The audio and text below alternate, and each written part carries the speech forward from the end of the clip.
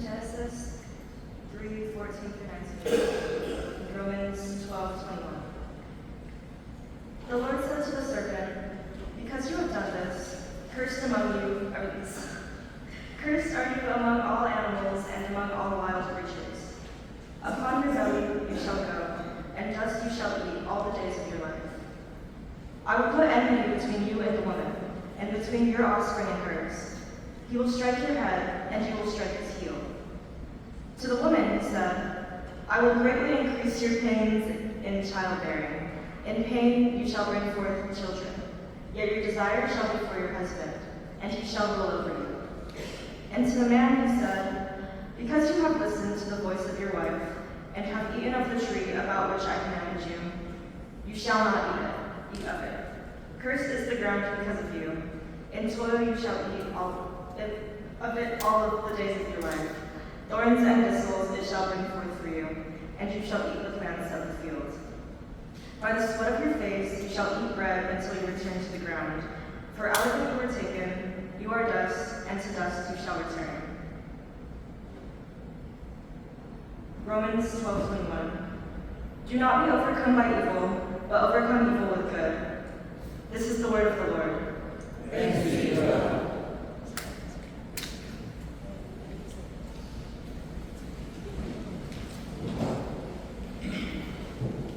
Hola, buenos dias.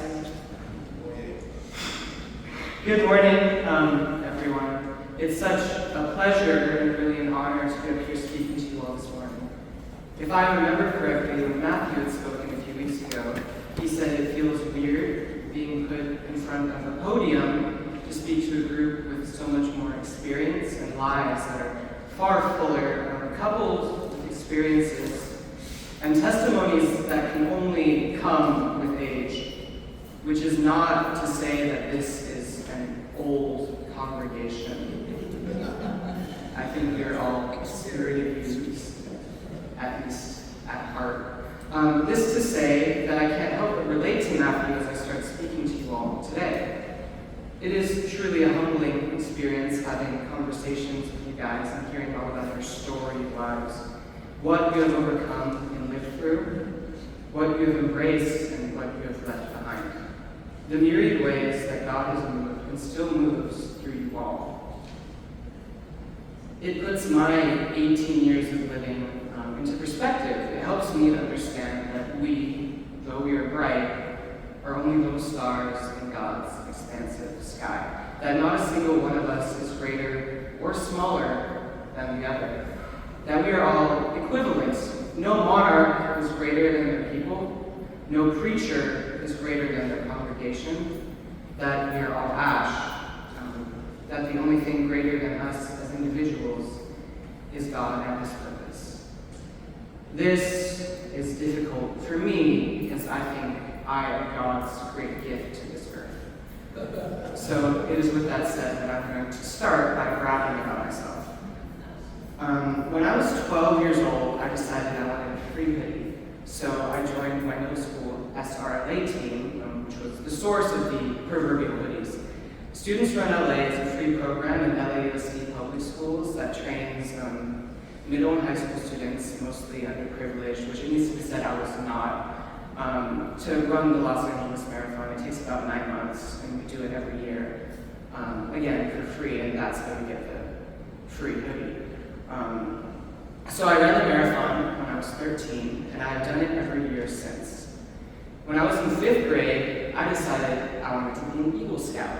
So for 5 years, I worked towards it, and at the very ripe age of 15 years old, I earned my Eagle Scout award. Most people get it at 18, which is when you age out of the Scout program. It should also, or maybe it shouldn't be said, but I feel like saying it, be said that that most people my age who were not my friends or me had to apply for extensions because of COVID. Extensions allow you to earn it after you turn 18, and a lot of people ended up doing that. I didn't. I got it 3 years early. My senior year of high school, I got into all the colleges I applied for except UC Irvine. They waitlisted me because I think they were scared of my, I guess the phrase would be unbearable talents. I got into my top school, though, Lewis & Clark, where I now go. I earned 8 scholarships my senior year, 4 from my university, 3 from my high school, and 1 from SRLA. They were all from slightly different versions of one essay. So that was more scholarships than most people in my graduating class earned, and it was definitely the least writing. Ostensibly, these things came by my own hand, but very truly they came from the grace of God and His work through me. And all of them came from a place of ill intent, conceit, profound loss, something that was drawing me away from God. Things that in the end transformed my life and brought me closer to Him, Him being God, in case you were unaware. The purposes for which I joined SRLA Scouts, I started applying for internships in colleges. All the things that I did for some other reason, greed in the case of SRLA, ambition in the case of Scouts, wanting to look impressive in the case of colleges, and in fact everything else, those all became secondary to the impacts that they had on my life.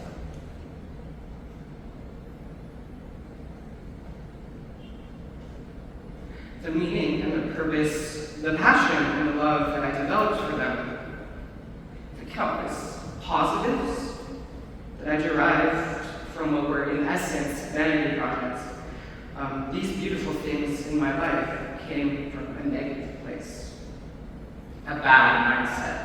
And God transformed them into something great. God used my flaws and what was previously unshakable pride to humble me and to bring me closer to Him. This is what I want to talk about today, how the darkness in our lives and in the world brings out an ultimate light. How the most horrible things you could ever imagine can lead to the most beautiful things you'd ever dream of. It's kind of a hard concept to sit with, the idea that evil leads to light, that God works in mysterious ways. Unless you've experienced it, I feel like it comes across almost as a cop-out, especially to a person who's just starting to find God. All these horrible things happen and we can't justify them in our minds. It seems as though there is no good to possibly come from them. People lose their families, are denied what is given to them by law, are kept in inhumane conditions, lose their health care, lose their access to food, lose their housing, lose their rights as human beings like you and like me. People lose their children while needless, foolish wars and absurd violence plague our world, and we watch as people cheer it on. We watch as people lose more than their lives, and that can make it hard to believe in a good God, because these things seem so indefensible. There's an idea that I learned studying at school, John Milton's Paradise Lost. It's the theological idea that 3 fundamental truths can coexist in their truth even as they may seem contradictory. This theological idea is called theodicy, not Homer's. In this instance, specifically Milton's theodicy seeks to remedy those 3 truths, which are that 1, God is all-knowing, 2, God is all good, and that 3, evil exists. I think that it's clear to see the surface the little contradiction of those 3 points, that evil can exist in a world created by an all-knowing and all-good God. But it's one of the earliest things we are shown in Scripture and our introduction to the ultimate goodness that is Jesus Christ. We see it in Genesis as the direct result of Satan's tomfoolery. Hold on to that idea, though, because I'm going to keep talking about myself. This summer, everyone has been sharing their testimonies, their walks with God and their experiences with Him, trials and tribulations, and the grace and the hope that we receive from God through Jesus, or Jesus. So before I get to Genesis, Theodicy, and Paradise Lost, I thought I would tell you about what brought me here to you today. In my mind and my experience, it's difficult to ground yourself in Scripture and in the experience of God unless you hear a personal account, or even better, have experienced it firsthand, which I think we all have in some way, even if it's discreet. Especially something like finding a light in darkness can be tricky. All too often, darkness is an overwhelming, all-consuming force. It seems impenetrable. We drown in it. I am not a stranger to this feeling. In fact, I'm far too familiar with it. For years, it was all I know, and I still live with that darkness. It's called Portland, Oregon. No! It doesn't stop raining. It just keeps coming, and the sun never comes out. I don't like that city.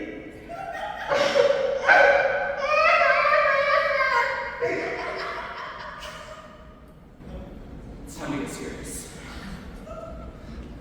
There's a difference between being sad, falling into depression, and being depressed. The first two are situational. There's a rhyme, there's a reason, and for the most part, they go away with time. Being depressed is not like that. Being depressed robs you of everything that you know. It is a cold, sharp knife that is plunged deep into your chest, day after day, after day, after day, after day. It is an oppressive weight in your legs that makes it feel impossible to move. It is burning metal soldering you to your bed in a lightless room. It robs you of purpose, of meaning, of joy. It is a wall that separates you from everyone in your life. It makes you feel so impossibly lonely, even when you're around all of your best friends. It is a force that makes you regret ever waking up. It is something that makes you wish you'd been asleep forever, that you'd be better off dead than to have to live even another hour in the crap that is life. It makes you resent people for being happy, and it makes you hate the sun for rising. It makes you cry and cry and cry and cry and cry, and you can't stop. No matter how hard you try, you just cannot. Tears like a storm flood down your face. They fill your lungs, and salt becomes the taste of life. And they have no purpose. They have no reason. The pain is simply all that you can feel. At points, it's almost comical and silly how trivial and seemingly, dumb the things that ruin your day are. I remember one day in 11th grade, I found out that the Queen of England had died. And, I didn't know anything about her or her life, her impact on the world, and I didn't cry when Ruth Bader Ginsburg died or when Jimmy Carter died. So why the Queen of England? Why the leader of a whole other country? There was no reason, but I couldn't stop crying for the rest of the day. And it wasn't just crying, it was like bawling. In retrospect, that's almost ridiculous, but in the moment, it was such an overwhelming sadness. It was such a serious thing. I also cried watching Sing 2 and many episodes of Glee, in case you were convinced of how silly the things that made me emotional were. There were serious things that were upsetting too, though, and sometimes it was nothing at all. There's only so many days of that kind of feeling that a person can take, and as strong-minded as I am, and as I was, as capable of incredible endurance as I have been my whole life, I ran 5 marathons. Again, which is something I now know is thanks to God. It became overwhelming. I felt so awful, so hopeless. There seemed like there was nothing for me, and no way to get all of this ceaseless, causeless pain out. So I started to cut myself. It felt like the only way out. I have scars up and down my arms, all over my chest and my legs, and beyond cutting myself, I would burn myself with incense, stab my legs with it. There's a 4 by 4 inch square of little tiny burn scars on my thigh. And the messed up thing is that it worked. It made me feel better. It was cathartic to hurt myself in those ways. When nothing makes you feel better, there's such a sense of relief in that kind of pain. To get my knife when I got home after the worst day of my life, even though the day before was the worst day of my life, and the day after would probably be the worst day of my life, and to see and feel little drops of blood form and trickle down my wrist, or to feel the skin on my legs blister and turn like a sick black color. It was a drug, and it was my only outlet. Eventually, though, it loses its power and translates to what people call suicidality. I don't like that phrase. It makes it feel kind of impersonal, technical, but I digress. I don't know what else to call it. After hurting myself for so long, I felt like I was something that was meant to be hurt. I already felt so beaten and so bruised. Self-harm diminished my sense of self. It robbed me of my own worth. It made me hate myself, my personality, my face, and my body. I developed an eating disorder. I would change the color of my hair and style every few weeks because I felt like maybe if I changed the way I looked, I would not be the person that I was a person I could not stand to be. This wasn't because I was upset. I went to a concert and I thought it was cool. Don't worry.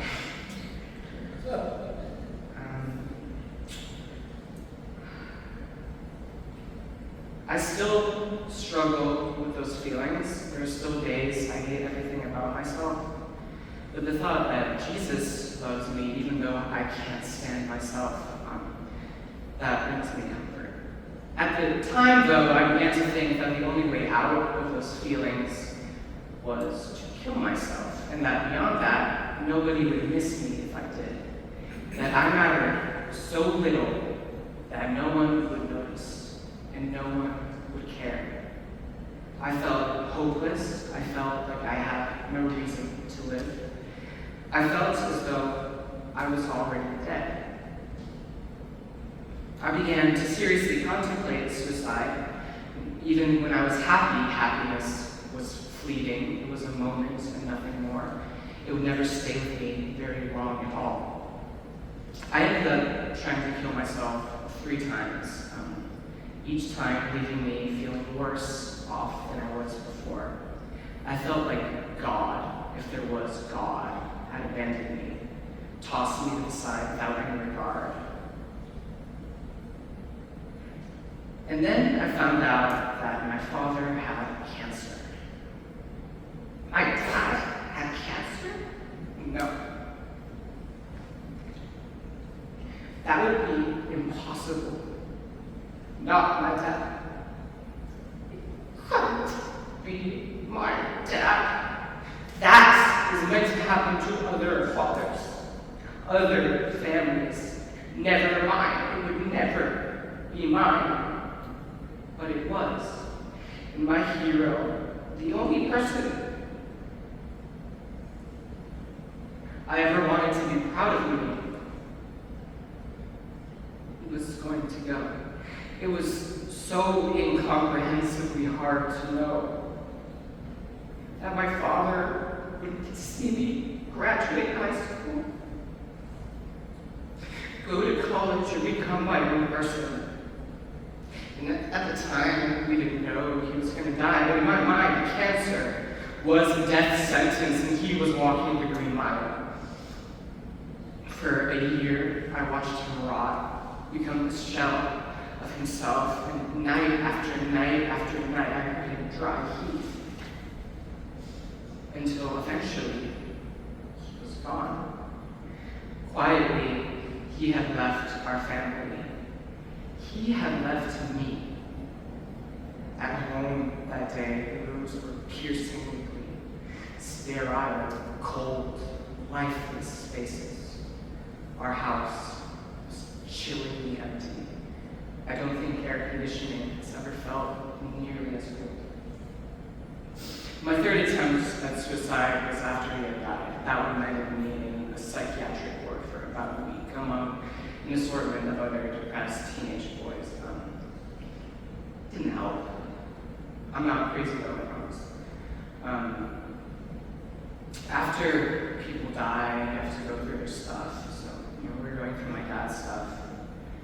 And it was among his things that I had found the Bible. He actually had a few, but this one, which is now mine, my precious, had some verses underlined in it. Some of them made sense to me. Some of them didn't. The things he underlined that I understood, I could see them reflected in his character. And I never attributed them to his faith. That was interesting to me. Because I always knew in the back of my mind that he had some form of faith, but it's not something he had ever expressed or shared with me, and I wanted to understand that part of him. Because it seemed, like an important thing to him. And I never got to see it, which granted could be because when I was younger, I was very, very irreverent. The devout sin was stupid to me, and by proxy, so did God himself, but I digress. I remembered, after I was looking at the Bible for a while, that Richie, God bless his soul, teaches Sunday school here. And so I thought I would ask him to tag along, because in my mind, I would get to know this part of my dad I had never known before. I would get to spend time with Richie, and I would get to learn more about Christianity, which, despite my disdain for it, was something I was always a little bit interested in. So coming to church would be a win in three ways, because when I started coming, it wasn't about finding God. It was about learning and about understanding my dad. And Richie, too, I guess. I had a lot of questions for him again. When I first started coming, I would say, how can you ethically evangelize someone? Surely you can't go up to a Muslim or a Jewish person and say, that's all well and good, but have you heard about Jesus? How does homosexuality distance you from God? That doesn't really make sense to me. Does evolution fit in with Judeo-Christian understandings of the world? Are there dinosaurs in the Bible? What about the age of the planet? What is an intercessor? Why don't Protestants believe in purgatory? Why are there 7 books in the Catholic Bible that aren't in our holy Bibles? Does the Calvinist idea of predestination contradict the fact that God has given us free will? Do all dogs go to heaven? And all the other things that we ask ourselves on a regular basis. The more time that I spent learning about God and Christianity, the more I realized that my qualms with Christianity didn't come from Christ, or even most Christians. They came from flawed interpretations, theology that has been twisted to match a narrative or a truth that is distant from the one that we're presented from Christ. I was gifted a Bible by the church when I graduated high school, and so I started doing Bible studies with our good Reverend Lincoln Skinner. And bit by bit, Christianity started to make sense to me. Jesus started to make sense to me. And more than that, he spoke to me. Metaphorically, he hasn't told me to make my own version of the Bible yet. The more I started to know God, the more I started to experience him. And the less that pain had a hold on me, and little by little, the weight of life eased off my chest. I started to notice little things, little miracles, I call them. I started thanking God for blooming flowers, for the breeze, for a smile. I started to thank God for the sun, which I used to hate, for rising. Joy became tangible. I am reminded of a story that Richie told me about a trip he had taken to Auschwitz. He told me about the air that was heavy, soaked in loss, in incomprehensible suffering. But stuck in the barbed wire fence, someone had put a sunflower. My God, if that's not a beautiful thing. So while feelings of depression, pain, loss, they still loom over me and they still hold space in my heart every day, while I still on occasion feel like cutting myself or have thoughts of suicide, it hasn't left me yet, and it probably won't for a while to come. I'm reminded of God and all the little miracles He has put in my life. For the blessing of church, my family, my mom and my siblings, Richie, of course, my grandparents, my family, my aunt, everyone. For my friends, for Perseis, everyone. It's a blessing, and having people to come home to after a rainy stint in the cold, cold state of Oregon is something I never thought I would appreciate. Things don't seem so bad anymore, and even when they do, I know I'll be all right. Life really sucks, but I just had the best summer of my life. So I know God is taking care of me. We have to get back to Genesis, though. So Satan tricks Adam and Eve into eating the apple, and they realize they are naked, and they are ashamed. Aware of themselves, they hide from God, and we become slaves to our sin. God asks where they are. Adam is hiding, and Adam says that they're hiding because they were naked, and they were ashamed. Who told you we were naked? Did you eat the apple? She made me. The snake tricked me. I lied.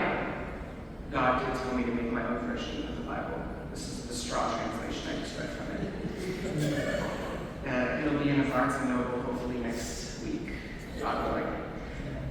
The next part, though, it's important for this morning, so I'll read it from the NRSV.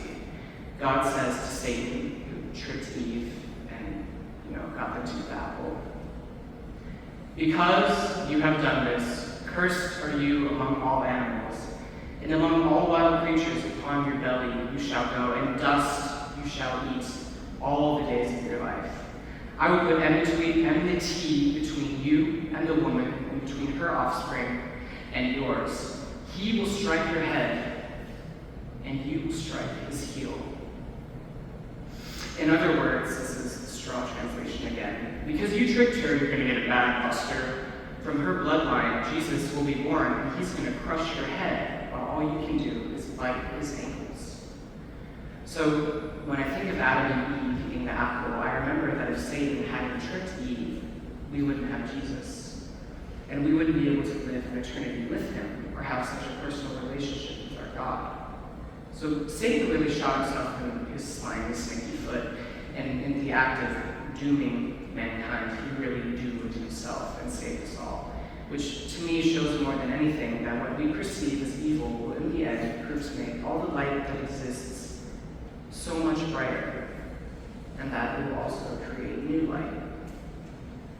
Paradise Lost is an epic poem. It's written about Adam and Eve's fall from humanity. It's way longer than, the 5 chapters in the Bible. It's like this big. So, in the beginning, the opening line is Satan is on a lake of fire with Beelzebub, but they're not chained to it. They're free to get up. Which is interesting, because why would Satan not be chained to the lake of fire? Why would he let him, be able to go and do all these evil things? And this is where theodicy comes in. Milton, who is the author of Paradise Lost, spends the entirety of the poem showing us how Satan through all his conniving schemes, has made things better for us and worse for him. And this is made pretty clear pretty early in Paradise Lost. Milton writes, "So stretched out, huge and mighty, the archfiend lay, chained on the burning lake, nor ever thence had risen or heaved his head, but that the will and high permission of all ruling heaven left him at large to his own dark designs, that with reiterated crimes he might heap on himself damnation, while he sought evil to others, and enraged might see how all his malice served but to bring forth infinite goodness, grace, and mercy shown on man by his use." And to that I say, amen. On the hardest days, I remember that I have God, and I have people who know my feelings too. I remember I am not alone, no matter how alone I feel. When I went up to school last fall, my only real friends on campus were the Christians, like fellowship, and my buddy Piero. I remember I didn't want to spend too much time with the fellowship group because they were very loud about their love for Christ and I wanted normal friends. But because I had nobody else except Piero, I spent time with them. And through my isolation, I again grew closer to God than ever before. He again used my pain to bring me joy. He gave me a helping hand, and I was met with such extraordinary kindness from especially my friends Gamaris and Alan at school. Alan even guided me through a Bible study on the nature of God this June. This is kindness I don't think I would have been met with most other people on campus, except Piero and all the other people that I started to make friends with later in the semester, which was because of the grace and the kindness of the fellowship. And it got me out of my shell. There's a chapel on the campus. Lewis and Clark, needs to be said, is not a really religious campus. They posted in their school newspaper some list of the second least religious campus in the United States. So there's not really a big Christian presence, but there's a campus on campus, who would have thought? There's a chapel on the campus, and on top of it is a cross. Whenever the clouds break, they send a beam of light directly on that cross. It's beautiful. When I have a bad day, I still have many, looking at the ground because the sky is dark, dark gray, and I can't bring myself to look at it any longer. God shows me a flower, and I notice suddenly it's not so cold and that the torrential rain has stopped. So I look up because maybe the sun is coming out. So I look up, and breaking through the darkest sky I've ever had the pleasure of walking under is a beam of light shining right on that cross. And I know I'm not alone.